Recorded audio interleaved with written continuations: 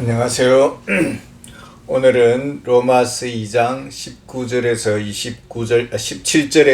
29절 말씀 가지고 마음의 할례라는 제목으로 은혜를 나누고자 합니다.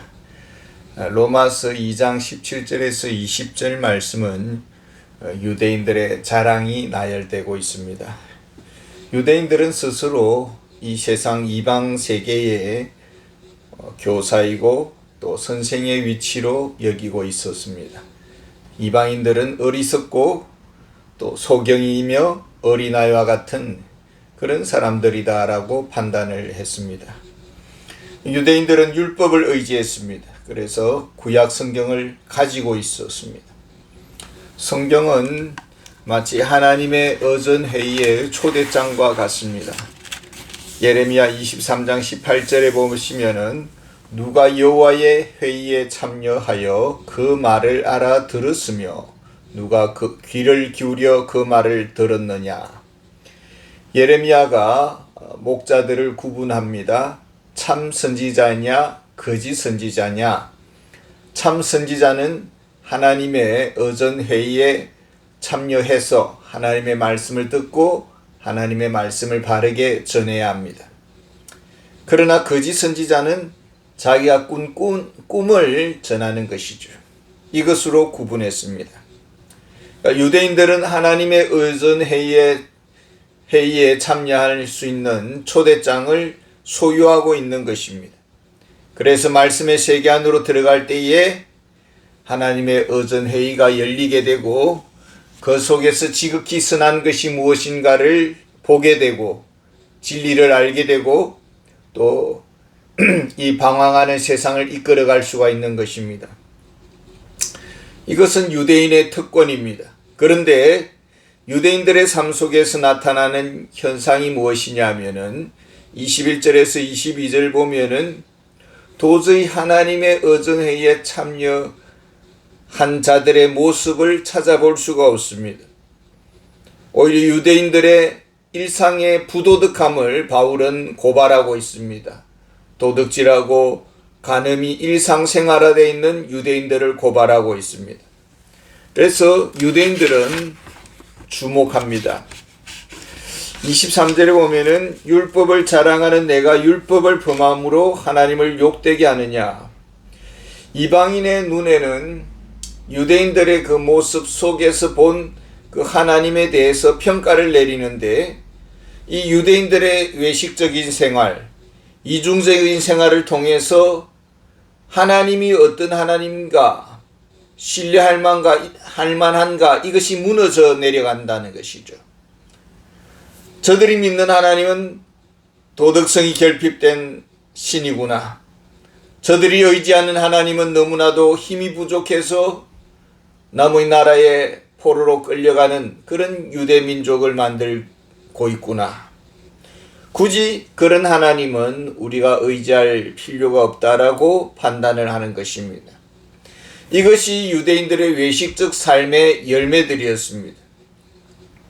열심히 전도하지만은 이 세 가족들이 오히려 더 유대인들의 생활들을 보면서 이중적인 삶을 보면서 지옥 백성으로 변해가는 것입니다. 그래서 하나님의 얼굴에 먹칠하는 유대인이 되었습니다.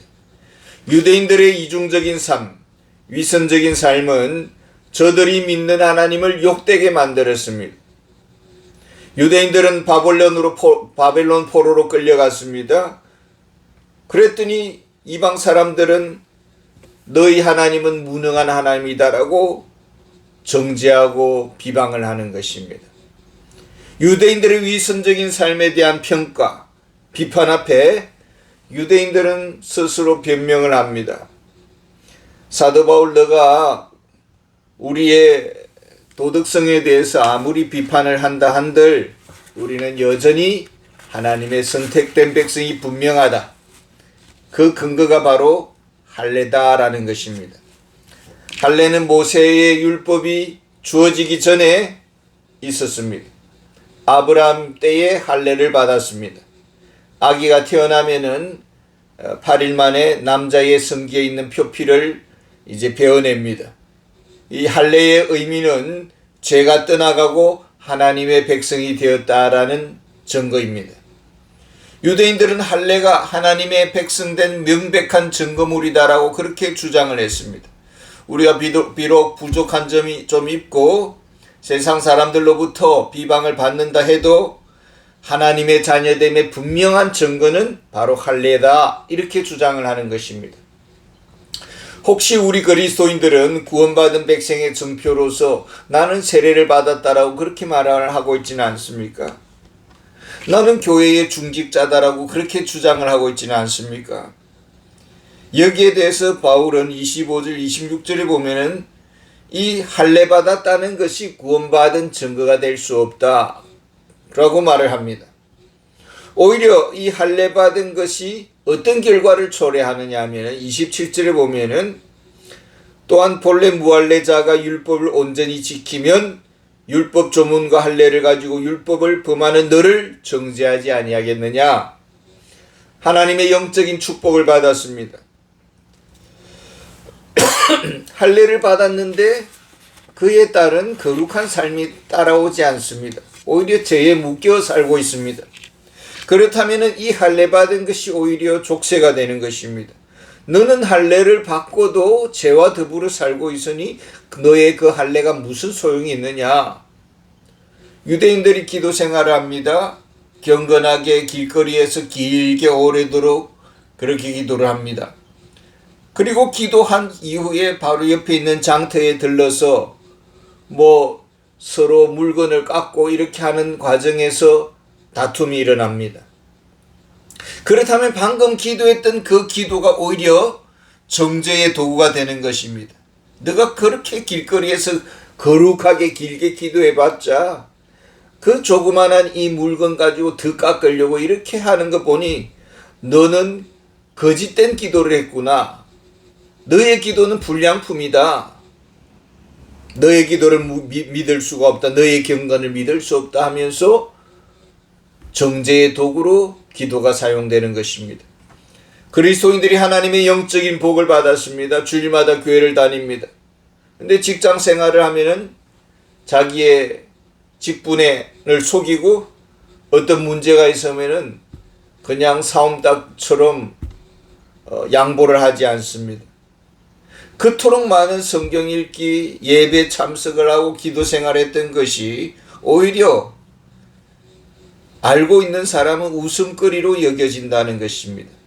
그래서 사도 바울은 마지막으로 참된 하나님의 자녀의 정표가 무엇인가를 제시하고 있습니다. 29절에 보면은 오직 이면적 유대인이 유대인이며 할례는 마음에 할지니 영에 있고 율법 조문에 있지 아니한 것이라 그 칭찬이 사람에게서가 아니요 다만 하나님에게서니라. 이 형식적인 할례, 육신적 할례는 의미가 없다라는 것입니다. 정말 마음속에 나의 옛 자아가 죽고 예수님 안에서 함께 사는 마음의 세례를 받아야 된다라는 것입니다. 성령 세례를 받아서 신의 성품에 참여해야 된다라는 것입니다. 에스겔서 36장 26절 보면은 또 새 영을 너희 속에 두고 새 마음을 너희에게 주되 너희 육신에서 굳은 마음을 제거하고 부드러운 마음을 줄 것이며 또 내 영을 너희 속에 두어 너희로 내 율례를 행하게 하리니 너희가 내 규례를 지켜 행할지라. 예수님을 믿고 내 마음이 부드러워졌습니까? 세월이 지나가면서 그리스도의 마음을 우리는 닮아가고 있습니까? 마음이 청결하여 하나님의 얼굴을 배우면서 우리가 살아가고 있습니까? 주의 말씀 안에 거함으로써 은혜의 바다에 헤엄치면서 우리는 살고 있습니까? 정말 우리가 은혜 생활을 한다고 하면서 영적 막힘 현상은 어디서부터 온 것입니까? 바울은 21절에서 이렇게 지적합니다.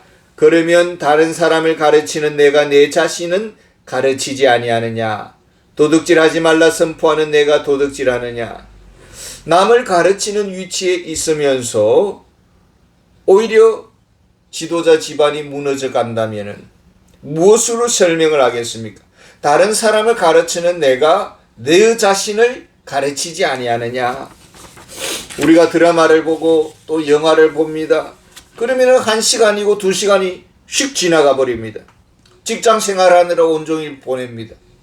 그런데 정말 성경을 읽고 기도하고 말씀 앞에 있는 시간은 어느 정도로 시간을 드리느냐라는 것입니다. 예수님께서 제자들에게 탄식스러운 말씀을 합니다. 너희가 나와 함께 1시간도 이렇게 깨어 있을 수 없느냐? 하루에 1시간도 정말 내 영혼을 다해서 말씀을 읽고 내 영혼을 다해서 기도 생활하는 그런 시간을 드릴 수는 없느냐? 하나님의 의존에 참여한 그 경건하고 그 두려운 마음으로 하나님의 음성을 들을 수는 없느냐라고 우리에게 도전을 하고 있는 것입니다. 감사합니다.